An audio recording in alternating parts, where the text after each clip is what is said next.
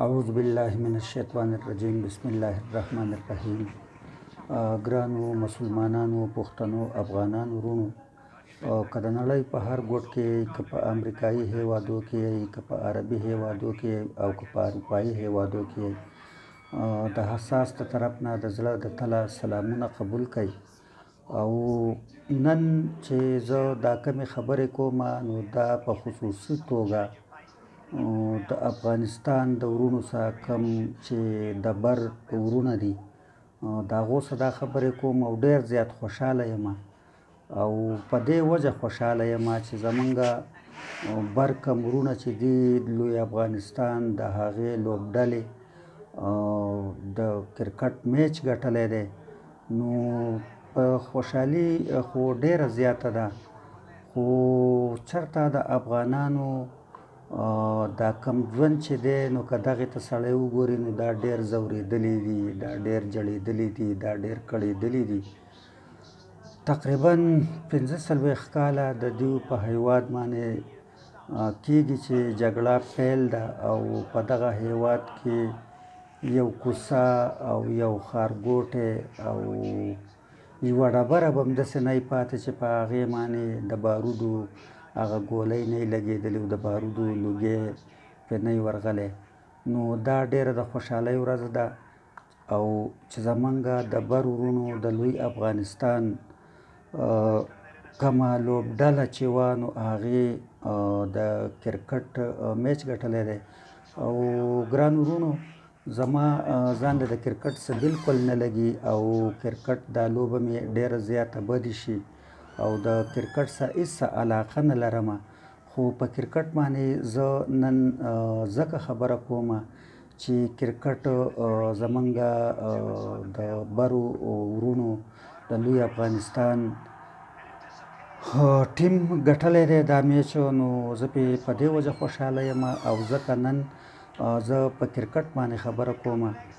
او هیله لرم چې افغانستان کې چې کوم امنیت راغلی دی، الله دې وکړي چې دغه امنیت ټینګ شي او په دغه خاوره باندې امنیت راشي.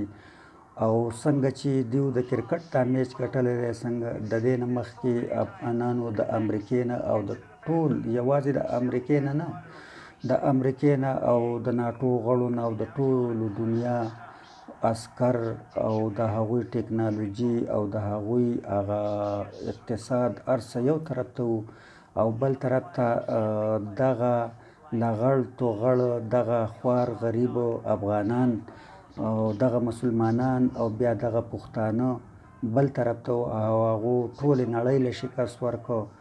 دا خو غټه د خوشحالۍ خبره هغه وه. د هغې نه پس بیا په افغانستان کې امنیت ټینګ شوی دی او د افغانستان لوبډلې د کرکټ میچ ګټلی دی.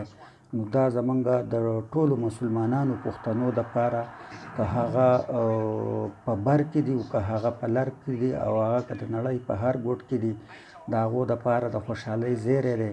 او په آخره کې زه بیا ټولو افغانانو ورونو ته دا اپیل کوم، درخواست کوم چې هغه که په افغانستان کې د هرې طبقې سره تعلق ساتي، که هغه بنسټپال دي، که هغه ملتپال دي، او که هغه لیبرل دي، او که هغه سیکولر دي، دغه ټول مسلمانان دي. او دغه ټولو مسلمانانو ته زه دا درخواست کوم.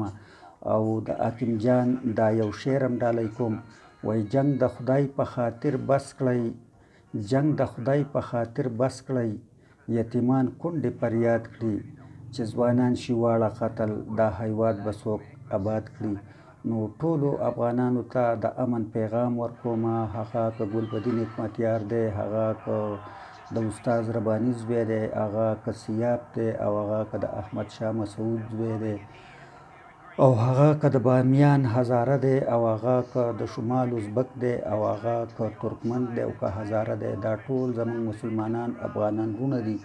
او الله دې ټول په اتفاق کړي. او تاسو ټول ورونو ته دا درخواست کوم چې هر وګړی نه چې څومره کیدی شي چې هغه په افغانستان کې د امنیت په ټینګښت کې خپله ونډه واچوي، او افغانستان یو پرامن، یو خوشحاله، یو ښېرازه، یو سوکاله هیواد جوړ شي، او د افغانستان مسلمانان او پښتانه د آرام ساه واخلي.